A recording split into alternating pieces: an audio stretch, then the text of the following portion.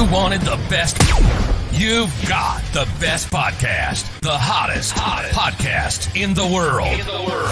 The Chris Voss Show, the preeminent podcast with guests so smart you may experience serious brain bleed. Get ready. Strap yourself in. Keep your hands, arms, and legs inside the vehicle at all times, because you're about to go on a monster education roller coaster with your brain. Now, here's your host, Chris Voss.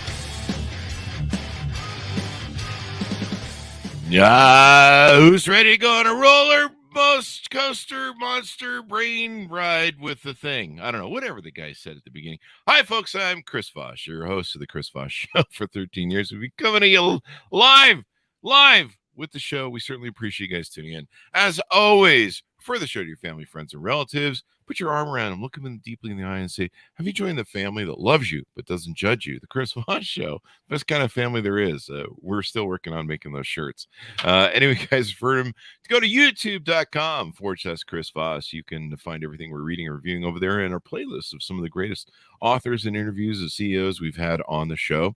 You can also go to goodreads.com/Chris Voss and all of the other places on the interwebs that we are at, especially the LinkedIn newsletter and the big LinkedIn group of 130,000 people. Make sure you go follow that over there. That group just gets growing and growing. I mean, I think the last count was 122. It's crazy what goes on over there on the LinkedInage, as we like to call it, or as the kids call it. The kids don't call it that. I just make that up as it goes along, but you know that. Today, we have an amazing gentleman on the show. He's the Chief Product Officer and Chief Information Security Officers. He's been offered an officer position, but he's the Chief Information Security Officer. I don't. What is it going on with the officer thing this morning, Steve? I don't know, man. There's some nervousness in you when you hear the word officer and cop. And that's probably what it is. I'm thinking of all the things that I've done lately, like leaving the lid off of the jam. And different things like that, and all the heinous crimes that I've done. What else did I do that's been a heinous crime lately? I don't know. I'll think of some later in the show. I'm sure they'll come to me, but I'm clearly worried. You are. We'll get more into what you do and how you do it. Steve Tcherchian is on the show with us today. He is the Chief Product Officer and Chief Information Security Officer for XYPRO Technology. He is on the Forbes Technology Council, the nonstop under 40 executive board, and part of the ANSI X9 Security Standards Committee.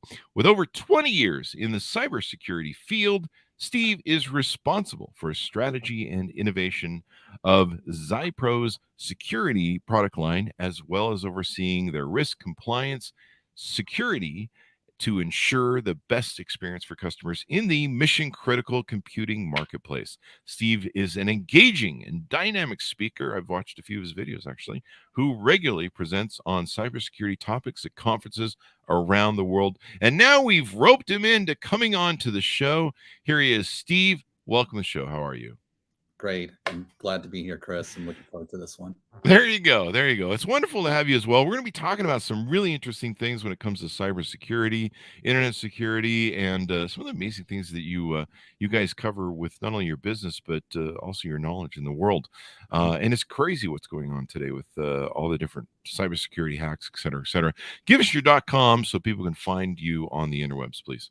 Yeah, our website is www.xypro.com, XYPRO.com. There you go. And I just remember one of the other crimes that I recently committed. I ripped the tag off a mattress. So you can arrest me now and take me in. Anyway, guys, so Steve, give us an overview of XYPRO and what it does. Sure. So we provide security for the mission critical market. That means all of your critical infrastructure. You're talking banking, retailers, telecom, food services industry, anything that keeps the world going. Those companies are our customers, and we provide the security to protect all of the transactions, all of the data that those companies handle. They say we provide security for what's called an HPE nonstop platform. It's essentially a mainframe system. And most people have never heard of this, but I guarantee you almost everybody interacts with a nonstop server at least a dozen times a day. Mhm. Pull your credit card or pull your wallet out and look at all the logos on your credit cards. Every one of those logos are our customer. Oh, And wow. every one of those customers depend on us to keep their customer data safe. Mm. And that's really a big thing these days. How big is the numbers when it comes to hacks? And I mean, is there even a number you can put on it? Because it seems It's like not every day there's listen, something going on. Yeah, the numbers just keep increasing every day. So I can flash all kinds of statistics in front of you, Mhm. but by tomorrow, all of those will be obsolete, That's true. exponentially increased. People watch our videos 10 years from now, so they'll be like, yeah, those numbers are really old. They do Yeah, that to me all the time. We can't even put price when we review products. We can't even put prices on stuff because they'll be like, that's not $300 anymore 10 years from now. It's funny. So you guys do a number of things with your company. Who are you kind of alluded to some of your main customers, but for those who might be in the audience thinking, is XYPRO the company that I should be talking to and using? What are some of the people out there that would be the best customers that should be looking you up and talking to you? yeah. Banks are our largest customer base. So Mhm. financial services industries, like I said, think of any large bank in the United States and Canada and globally. Those are our customers. Retailers, if you go to, without naming names, if you go to a hardware store with an orange logo on it on the weekend for a project, for a woodworking project, and swipe your credit card on the at that store, Mhm. that's our customer. If you go to a convenience store that has a little red dot as a logo, Mhm. those are our customers. There you go. Well, I think I know which one that was, and I actually have a credit card with them, so it's good to know that that's secure. I always have to go through a separate portal to get to that one, Yep. and yeah, it's really important. So, what are some things you're seeing or trends you're seeing out in the market right now? Yeah, the biggest fear with everybody right now is ransomware, and it's not just in the business world. Consumers or regular users can be affected by ransomware as well.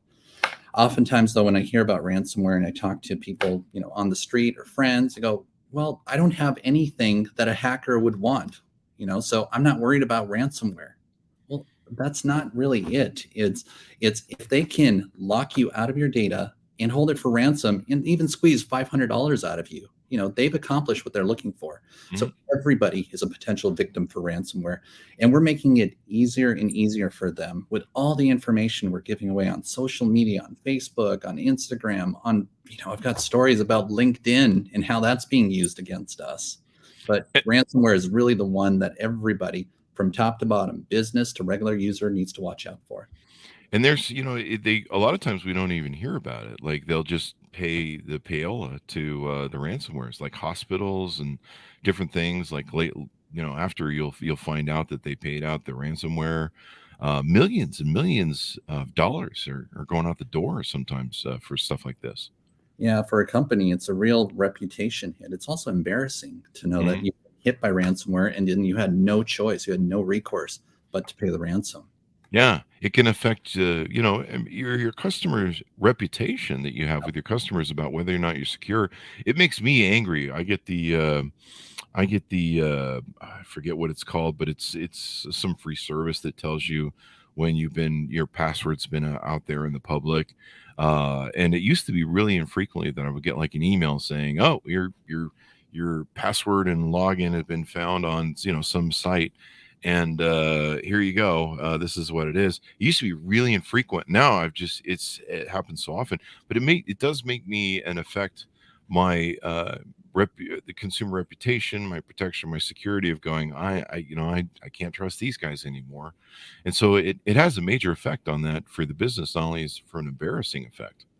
Yeah, absolutely. And those lists, those password lists that you're talking about, those were probably compromised years and years ago and just kind Hmm. of circulating around the dark web.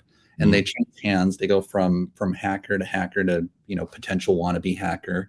And different people find different ways or clever ways to be able to utilize that against you. Hmm. For example, Yahoo got breached back in 2014, 2013, whenever it was. And their entire user database plus passwords are floating around the dark web. Even now, they're still floating around the dark web. So you might get an email saying, I've got I've got inappropriate pictures of you, and unless you pay a ransom, I'm going to release it out to all of your business contacts, and then they'll qualify that by saying, by the way, here's your password. So wow. But unbeknownst to the user that's receiving it, the only reason they have their account and password is because a company like Yahoo or somebody else got compromised years and years ago. But it freaks people out. I mean, you see a message like that and you're not any more aware. You go, oh my gosh. I actually got an email that someone had inappropriate photos of me and my face in really ugly and disproportionate positions. But it was Facebook just letting me know that my profile pictures were ugly. So that was that. Yeah, their AI is getting really, really good. I remember years ago, this is back when texting was just very first starting out. But I had a girlfriend who was breaking up with me send me a picture saying, "You'll never see these again." And I remember thinking in my head, this is like something that can really go bad in so many different ways.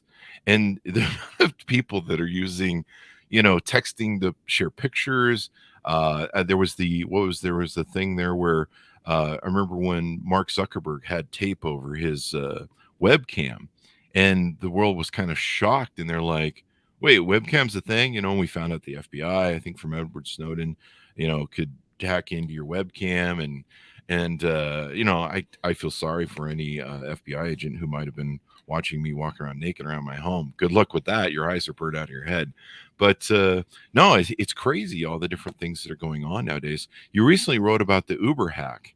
You talked about on LinkedIn and different things. Talk to us about that, because that was quite huge. Yeah, really interesting the way that one played out. And when people think hacking, they think of somebody in a hoodie sitting in front of 20 computer screens with all kinds of source code running up and down their screen, doing some really sophisticated stuff. And that's not what happened here. It's the attacker, allegedly a teenager, by the way, got in touch with an Uber employee and pretended to be a coworker and got him to disclose login credentials over WhatsApp to their VPN, to their virtual private network, basically allowing them to log on to their network remotely. So this employee thought he was talking to another employee, but instead he was talking to this teenage hacker and was able to get the login into the VPN. Wow. Once he got into the VPN, that's when the fun started. You get into the VPN and you're scanning around, you're trying to live off the land and see what you can find. And he found a network share, and this is where it gets really, it just blows my mind that this is still happening in 2022. So he found a network share with a file in it that had, in clear text, administrator username and password to their enterprise password vault. Your enterprise password vault is essentially your safe. It's the entire keys to the submarine. So that's crazy. Logs into the vault, and there are all the credentials of everything that Uber has access to, including the break glass account, meaning the accounts that the cybersecurity teams would use to kick this guy off, basically to lock him out. Those accounts were already compromised because he had full unfettered access to the vault, and he even posted screenshots of what he had access to. Damn, that is crazy. Note to self: change the password that I use on my internet from the luggage password 1234. Yeah, that's password 123 is not a password. That's a Spaceballs joke there. We do a callback on.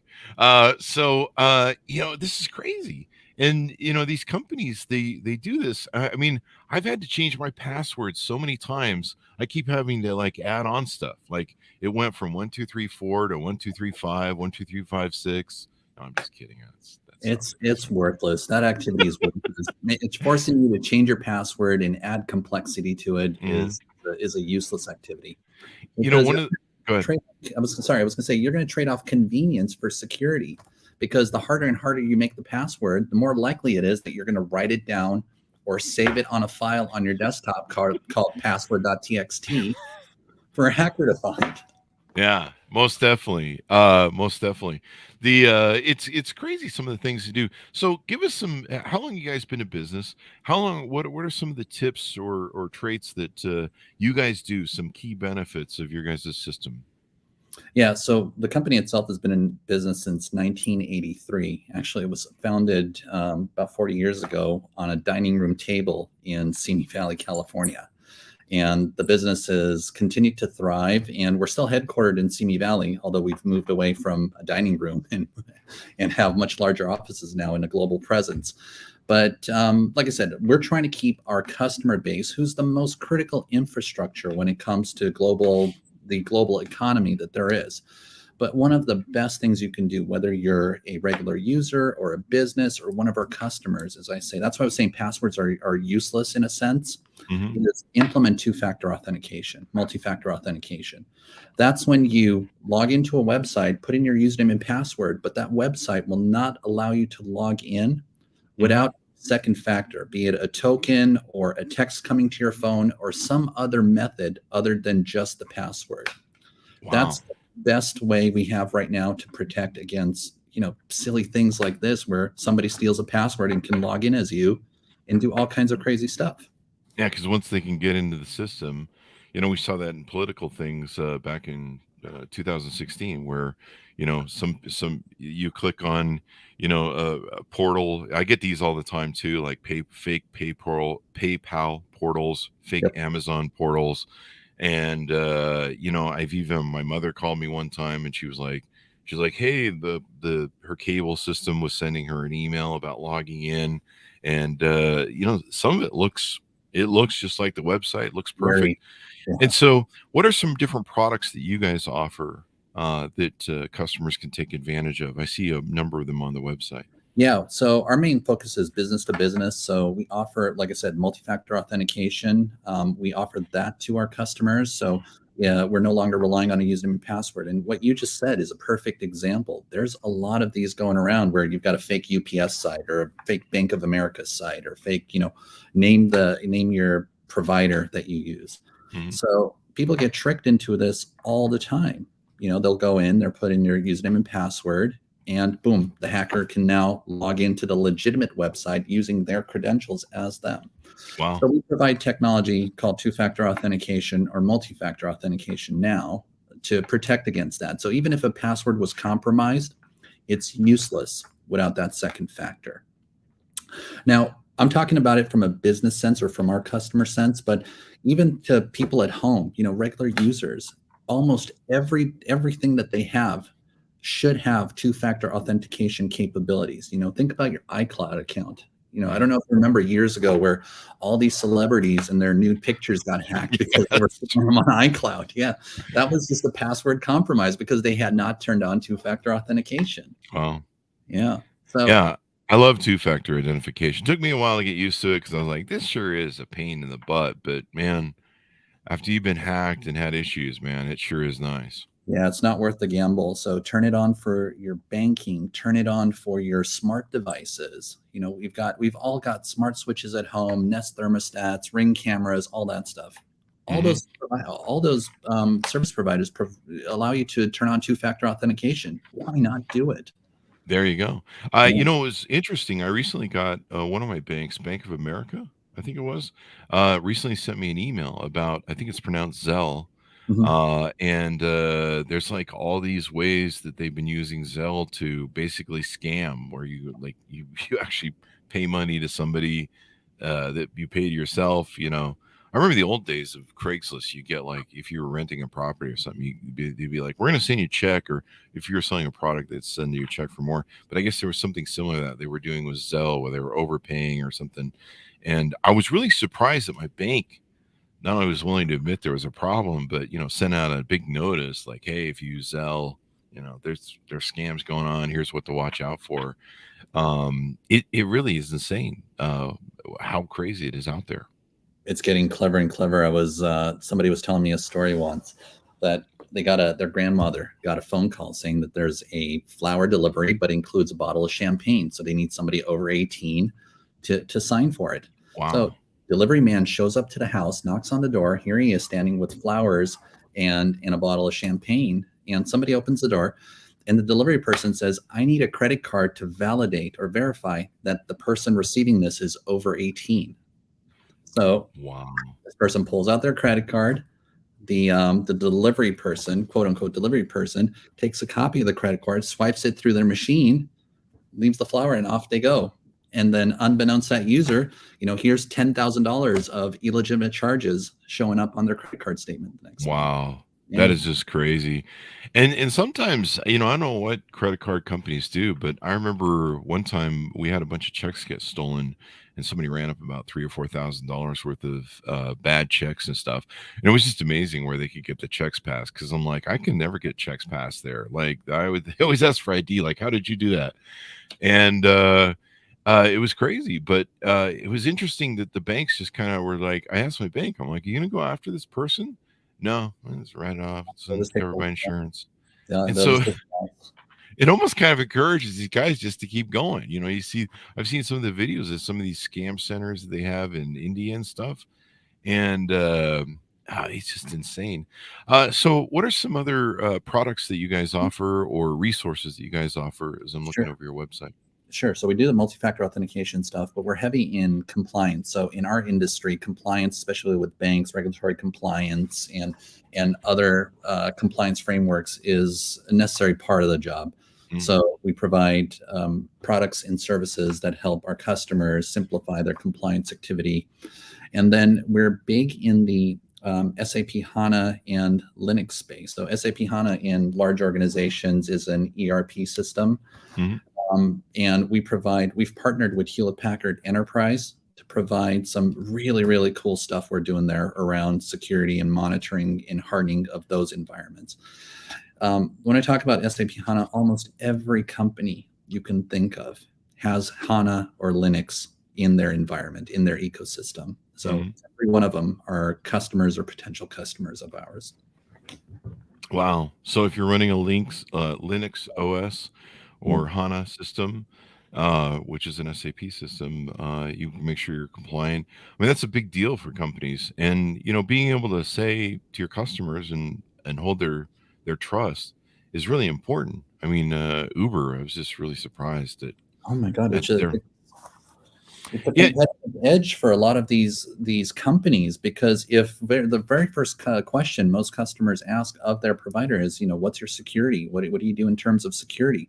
And if you can instill that trust in your customer that, don't worry, your personal data, your banking information, your social security numbers, your passport information is secure on our systems, you've got a competitive edge over others that you're competing against. Mm-hmm.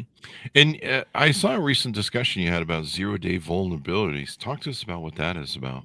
Yeah, that was a great one with at an interview recently with Rich DeMuro on KTLA 5. We were talking about 0-day vulnerabilities being vulnerabilities in either your phone or your computer or an application that aren't widely publicized, that attackers are still taking advantage of because the vendor has not put out a patch to address that vulnerability.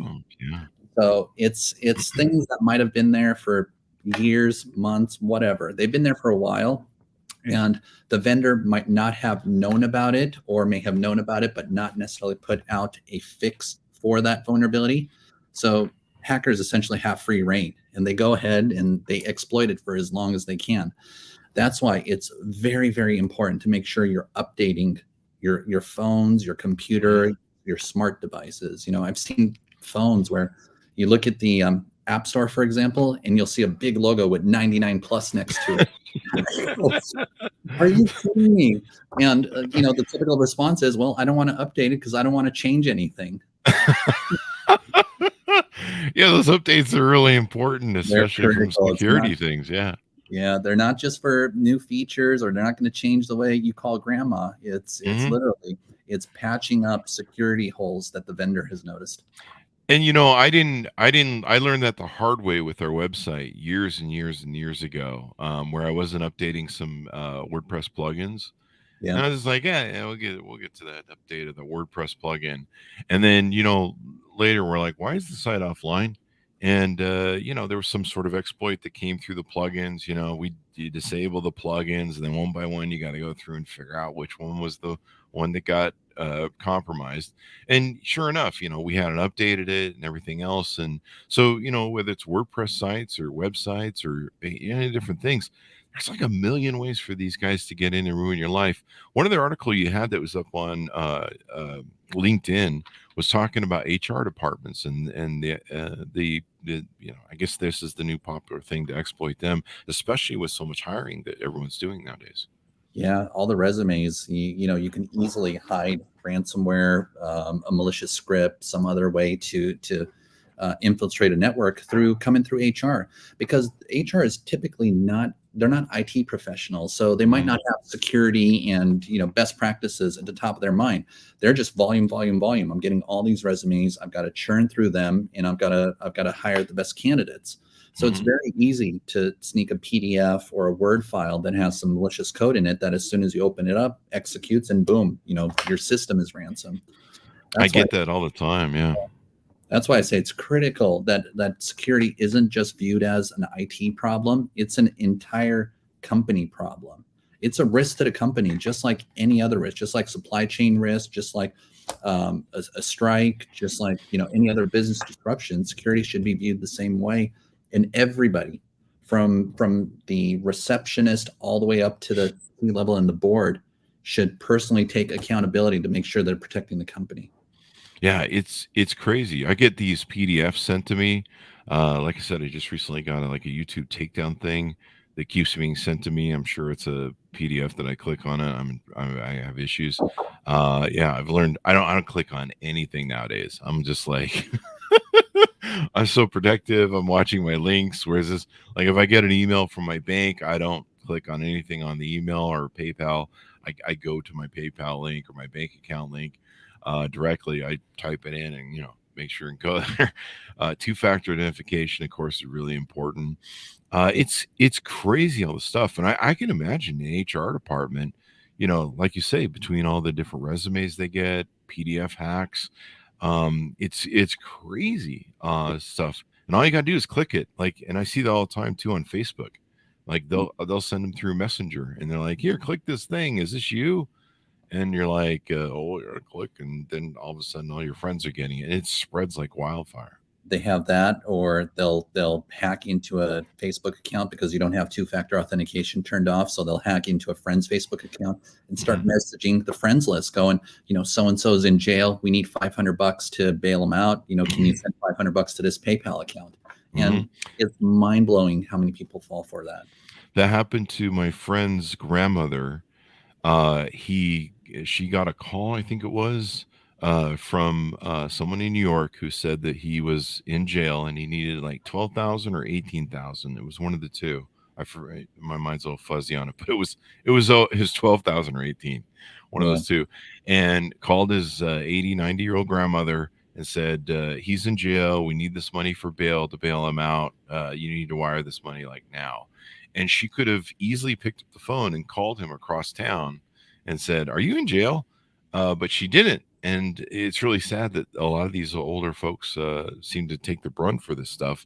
And she wired the money, and it's gone. Yeah. And it's just crazy. I mean, that's an extraordinary amount of money to lose. That's one story, and it probably could be multiplied 500 times a day. Yeah. Well, you look at the hacking farms that are in, I believe, North Korea and stuff, Russia, different things like that. I mean, our website just gets hit like constantly, and we have like protections and stuff, firewalls and all that stuff up. But to get the daily security report of all the hits we get around the world, and they'll give us a list of the countries, and I'm just like, wow, I didn't know we were that popular. But evidently we are. But we've seen that go for 13 years, and it just keeps going up and crazier. Seems to have fallen off the tighter we've made our security things, the less hits we get. But we're still pretty popular on all the different things that we do. What are some other things we haven't covered about your company and what you guys do? So we do a lot, like I said, we do compliance, two-factor authentication. We do a lot of the back-end security of credit card networks. So that's all us. SAP HANA, Linux, but we also provide security services. So if our customers need us to come in and do an assessment on their security posture, we do that. We educate them, we train them on security best practices. We're constantly putting out articles and videos and all kinds of awareness campaigns to educate not just our customers, but the general public on security best practices and what we're seeing out there and how scary the environment is actually getting out there. Yeah. Oh, that's good to have. You need training people, and it's great for people that can, have an assessment like how good is our systems. And, I know there's these people out there that you can actually pay them to kick your system, all this sort of crazy stuff. It's insane how, just one little thing they can get into your system and take it over. So what's the best way for people to reach out to you, talk to you guys, get some advice, consult, all that sort of good stuff? Yeah, you can check out our website, XYPRO.com, XYPRO.com. Follow our LinkedIn, our Twitter, Instagram. We're all over social media, so we're very active there. We're constantly posting updates, awareness, things that we're talking about, things that others might not be talking about because it's uncomfortable, or we're seeing things that others aren't. So we're often, the news that we provide is a little different than the rest of the noise that's out there. So our message doesn't get lost in the noise. So follow our pages and get educated. There you go, guys. Reach out to them. Secure your systems, man. There's nothing worse than I've had my website taken down and almost out by the thing. I think about 5 years into the Chris Voss Show Word site, we had the whole site disappeared, and so mucked up that we were trying to recover it from the deep database of WordPress, and even like GoDaddy's like, I don't think you're getting that back. Like, and basically it would have been like just a humongous amount of work and years wiped out. And thankfully we did recover it, but we've always been attacked and gone through all sorts of stuff. The more high profile I've gotten, the more attacks we've gotten, and there's nothing worse. Like it's just nightmarish. Anytime I log in, we update some plugin or something, and it's like all of a sudden WordPress has got much better where it's much cleaner, but there's nothing worse when you see all your work wiped out, or you've got to go and rebuild it, refix stuff. Sometimes hacks just take the front end of it down, but it's just such a nightmare. And of course your business is offline as well too. That's why I say, you've got to back up your data. So I'm saying two-factor authentication, but that's not enough, because just back up your data and ensure there's services out there do it for dirt cheap. It's an annual fee. Your pictures, your documents, everything, your entire livelihood can be backed up. So even if you get hit with a ransomware attack, or your website gets compromised where it seems unrecoverable, 2 clicks and everything is recovered back from the cloud. It's worth it. It does make you sleep at night, because there's nothing like spending all day trying to fix a mess. Yeah. And you're like, why are we down right now? And and your customers are like, the worst part is when your customers email you and they go, hey man, your website's down and not working. And you're like, what's going on? And some plugin is pulled some crap or some crap. Yeah. And you're just like, oh my God. And it's embarrassing. And like you mentioned, it's not only embarrassing, but it hurts the reputation of your business as well. It hurts the reputation, and the best protection is prevention. There you go. Out there, update your devices.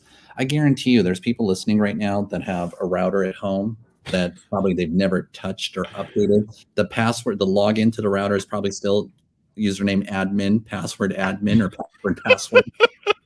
Yep, that's how they get in. That's very true. That's very true. In fact, I was trying to get a faster hookup for my nephew, and his dad would not buy faster internet. So I actually went into the admin password thing so that I could give him a DNC or whatever, so he could have a direct line. I think I can't remember what the term is, but you basically give him a direct line. But I actually did that, and I was like, wow, you didn't change the password for that thing. Yeah, it's just crazy. Note to self: change all my websites from admin password. Don't do that anymore. Anyway, Steve, it's been wonderful to have on the show. Very insightful, and people should reach out to you and talk to you again. Give us the .com once again so people can find you on the interwebs. Absolutely. It's XYPRO, XYPRO.com. There you go. And Steve, thank you very much for coming on the show. We really appreciate it. Pleasure's all mine. It was fun. There you go. Guys, be sure to check out XYPRO on the website. Be sure to, really look into this stuff because, like I say, I get reports every day on the attacks on our site, and it's just insane. And it's insane the number of countries it comes from. Like, I'm really popular in China and Russia and I think North Korea, Vietnam. Yeah, I mean, the show's really popular everywhere. And I know the podcast is. We get the international podcast stuff, but I don't know. Maybe they're listening, going, "We should hack that guy. He sounds hackable." Anyway, guys, thanks for tuning in. We really appreciate it. Go to youtube.com/Chris Voss. Hit the bell notification button over there. Go to goodreads.com/Chris Voss and all the different places we are on the interwebs. Thanks for tuning in. Be good to each other. Stay safe as always, and we'll see you.